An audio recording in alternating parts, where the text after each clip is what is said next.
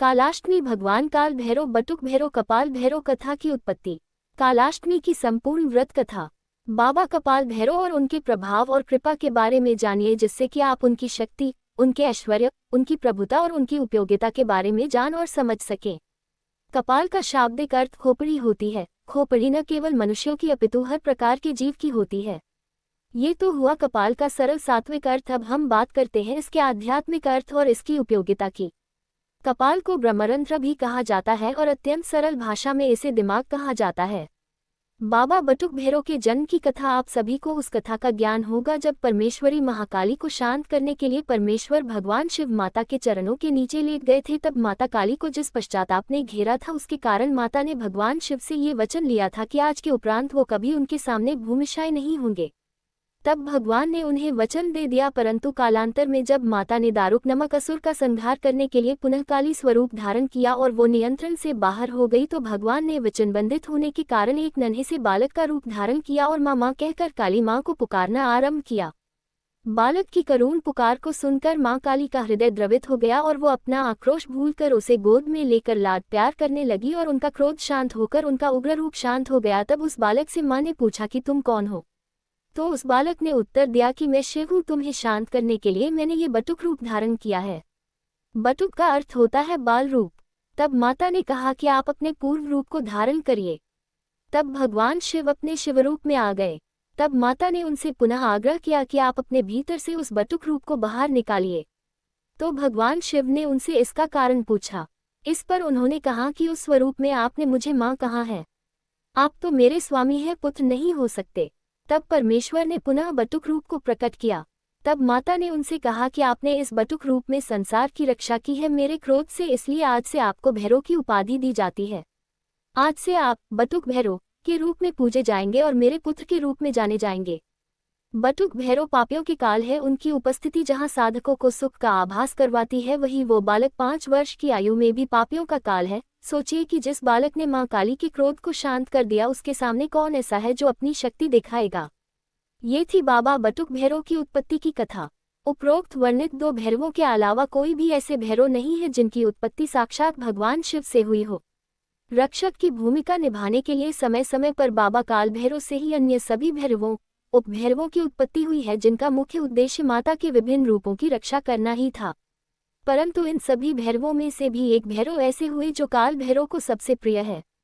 भगवान काल भैरव ने उन्हें अपने अनुज का स्थान दिया, अपना दंडाधिकारी बनाया, जिनका नाम है कपाल भैरव।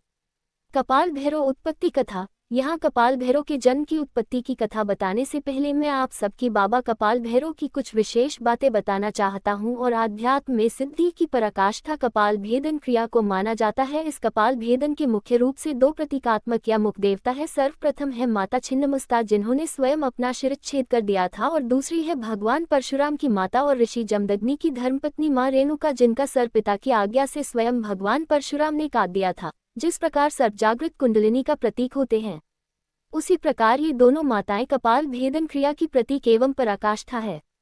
परंतु शास्त्रों के गूढ़ जानकार इस बात को जानते हैं कि इनके अलावा कुछ और देवता भी हैं जो कपाल के अधिष्ठात्र देवता हैं, जिनमें प्रथम है माता हिंगलाज। ये 52 शक्तिपीठों में प्रथम है। यहाँ पर माता सती का ब्रह्मरंध्र गिरा था, यानी कि माता सती का कपाल। और दूसरे है बाबा कपाल भैरव, जिनकी उत्पत्ति साक्षात ब्रह्मदेव के ब्रह्मकपाल से हुई थी। इन्हीं बाबा कपाल भैरव की कथा अब मैं आपको बताने जा रहा हूँ। जैसा कि मैंने काल भैरव के जन्म की कथा सुनते हुए ये बताया था कि कपाल भैरव की कथा इनके अंत से संबंधित है, उसी के आगे से मैं बाबा कपाल भैरव की कथा शुरू कर रहा हूँ। जब बाबा काल भैरव को महादेव द्वारा काशी में स्थापित किया गया, तो वो ये सोचने लगे कि भगवान ने मुझे दंड देने का कार्य दे तो दिया, परंतु मैं दंड दूंगा कैसे, क्योंकि मुझे कैसे पता चलेगा कि कौन सा व्यक्ति सही है और कौन सा व्यक्ति गलत। तब उनकी नजर पड़ी ब्रह्मकपाल के ऊपर। उनके मन में ये विचार आया कि ब्रह्मदेव के इस सिर के कारण मुझे मेरे पाप का दंड मिला, तो क्यों न एक ऐसे गण की रचना की जाए जो व्यक्ति के अच्छे बुरे का निर्णय कर सके और उनके कर्मों के हिसाब से उसे दंड प्रदान कर सके। तब उन्होंने उस ब्रह्मकपाल का एक हिस्सा तोड़ा और अपनी योग शक्ति से उस कपाल में अपनी कुंडलिनी ऊर्जा को जागृत करके उसे एक जीवंत रूप प्रदान किया। उस कपाल के अंश से जिस गण का प्राकट्य हुआ, वो गण अत्यंत भयानक थे। साक्षात दूसरे काल भैरव के सामान ही प्रतीत हो रहे थे। उनके हाथों में जो त्रिशूल था, उसमें से विद्युत निकल रही थी। हड्डियों के टकराने का सा उनका अट्टहास था। उनके मस्तक पर तीसरा नेत्र विद्यमान था। परमेश्वर शिव के सामान ही वो सर्पाभूषण धारण किए हुए थे। उनके एक हाथ में कपाल था और दूसरे हाथ में त्रिशूल। भगवान काल भैरव ने उन्हें देखते ही प्रसन्नता से उन्हें अपने हृदय से लगा लिया और उनसे कहा कि तुम ब्रह्मदेव के खंडित कपाल से प्रकट हुए हो और तुम्हारे अंदर मेरे कपाल की ही ऊर्जाएं हैं। अतः आज से तुम्हारा नाम कपाल भैरव होगा। कपालहस्त होने के कारण तुम्हें कपाली भैरव भी कहा जाएगा और आज से तुम काशी में साक्षात काल भैरव का दंड बनकर मेरे कार्य में मेरी सहायता करोगे। जिस लाट पर ब्रह्मदेव का सर गिरा था तुम उसी लाट पर स्थापित होंगे और तुम्हें लाट भैरव कहा जाएगा और तुम्हारी पूजा के बाद ही मेरी पूजा होगी। इसी कारण से आज भी बाबा कपाल भैरव का ध्यान किए बिना भगवान काल भैरव की पूजा नहीं की जाती, जिसके प्रमाण है काशी और उज्जैन के काल भैरव मंदिर, जिनमें निम्नलिखित श्लोक से बाबा कपाल भैरव को याद किया जाता है। वंदे बालम स्फटिक सदृशम कुंभलोल्लास विक्रम दिव्याकल्पफण्यमणिमैकीं किनीनु पुरंच दिव्याकार विश्वन सुप्रसन्नद्विनेत्रम हस्ताद्या व दधानांत्र शिव मनिभयम वक्रदंड कपालम। काल यानी समय और काल भैरव यानी समय के भय से रक्षा करने वाले बाबा काल भैरव और ब्रह्मदेव के ब्रह्मकपाल से प्रकट होने के कारण बाबा कपाल भैरव त्रिनेत्रधारी और त्रिकालदर्शी देवता है। ये अत्यंत शीघ्र प्रसन्न होने वाले देवता है और बिना साधक का हित किए हुए ये उसके साथ रहते हैं।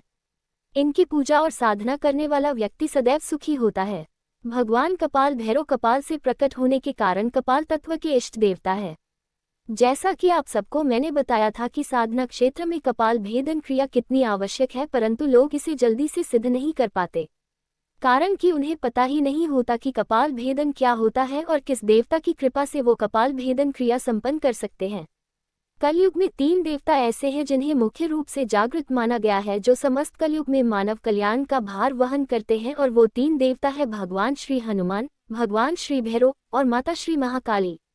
जागृत होने के कारण भैरव कम साधना उपासना में भी साधक को फल दे देते हैं और बाबा कपाल भैरव के आशीर्वाद से आप कपाल भेदन क्रिया को भी संपन्न कर सकते हैं।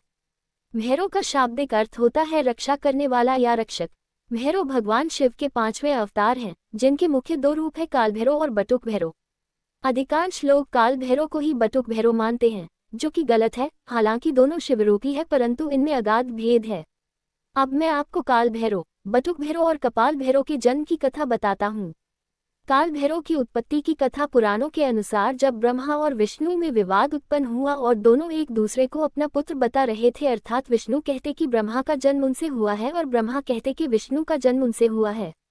इसी बीच उनके मध्य में एक अग्निस्तंभ प्रकट हुआ, जिसने उन दोनों से कहा कि आप दोनों में से जो भी इस अग्निस्तंभ का ओर या छोर पता लगा लेगा वही बड़ा होगा और वही सर्वत्र पूज्य होगा।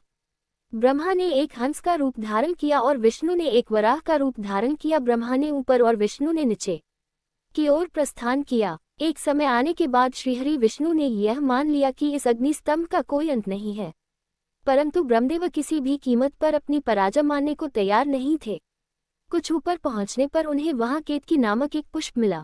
उन्होंने उससे कहा कि यदि तुम मेरा समर्थन करो तो मैं तुम्हें सबसे महत्वपूर्ण पुष्प की उपाधि प्रदान करूंगा। केतकी ने ब्रह्मा की ये बात स्वीकार कर ली और उस पुष्प को लेकर के ब्रह्मदेव वापस नीचे आ गए। जब उस अग्निस्तंभ ने उनसे पूछा कि क्या आप दोनों में से किसी को मेरा और छोर मिला, तो इस पर नारायण ने तो मना कर दिया, परंतु ब्रह्मदेव ने कहा कि हाँ मुझे मिला है और सत्यापन के लिए केतकी पुष्प को प्रस्तुत कर दिया। केतकी ने भी ब्रह्मदेव का समर्थन किया। तब उस अग्निस्तंभ ने एक पुरुष की आकृति ग्रहण की और प्रकट हुए महाकाल महारुद्र भगवान शिव। उन्होंने ब्रह्मदेव से कहा कि आप असत्य बोल रहे हैं और ब्रह्मा को असत्य भाषण के लिए कभी भी न पूजे जाने का श्राप दिया और केतकी के असत्य भाषण के लिए उसे अपनी पूजा में प्रयोग में लाए जाने से निषेध कर दिया। तब ब्रह्मदेव ने क्रोधित होकर भगवान रुद्र को अपशब्द कहना आरंभ कर दिया और स्वयं को सबसे बड़ा बताने लगे। उस समय ब्रह्मदेव पंचमुखी होते थे। तब भगवान शिव को आभास हुआ कि ब्रह्मदेव में अहंकार व्याप्त हो रहा है और सृष्टि की रचना में यदि सृष्टि रचना से पूर्व ही अहंकार व्याप्त हो गया तो असमय ही संपूर्ण सृष्टि अहंकार के भाव से ग्रसित हो जाएगी। इसलिए उन्होंने अहंकार रूपी ब्रह्मदेव के उस 5वें सर को काटने का निर्णय लिया। परंतु इसमें भी एक समस्या थी। भगवान शिव इस बात को जानते थे कि यदि उन्होंने ब्रह्मदेव का सर काटा तो उन्हें ब्रह्महत्या का दोष लगेगा, और यदि उन्हें ब्रह्महत्या का दोष लगा और उसमें उलझकर कि वो त्रिमूर्ति से अलग हो जाएंगे और असंतुलन व्याप्त हो जाएगा। इसी कारण सर्वसमर्थ भगवान रुद्र ने अपने ही अंश से एक ऐसे विकराल गण को उत्पन्न किया जो कृष्णवर्ण के थे, अस्थियों के आभूषणों से सुशोभित थे। उस दिव्य पुरुष को देखकर और उनकी गर्जना को सुनकर ऐसा लगता था मानो लाखों भयानक काले मेघों ने जीवंत रूप लेकर के गर्जना की हो। उनकी जटाएं देखकर ऐसा प्रतीत होता था मानो असंख्य भयानक विषधर हो। उनके मस्तक पर श्वेत त्रिपुंड की 3 रेखाएं ऐसी लगती थी मानो चंद्रमा ने उनके ललाट पर सुशोभित होने के लिए स्वयं को 3 टुकड़ों में विभक्त कर दिया हो। उन परम उग्र देवता की लंबी भुजाएं ऐसी लगती थी मानो लौह स्तंभ हो। भयानक अष्टमहानाग जिनका यज्ञोपवीत बने इतरा रहे थे, कमर पर बंधे मोटे मोटे घुंघरुओं से ऐसी आवाज आ रही थी जिससे हृदय विदीर्ण हो जाए।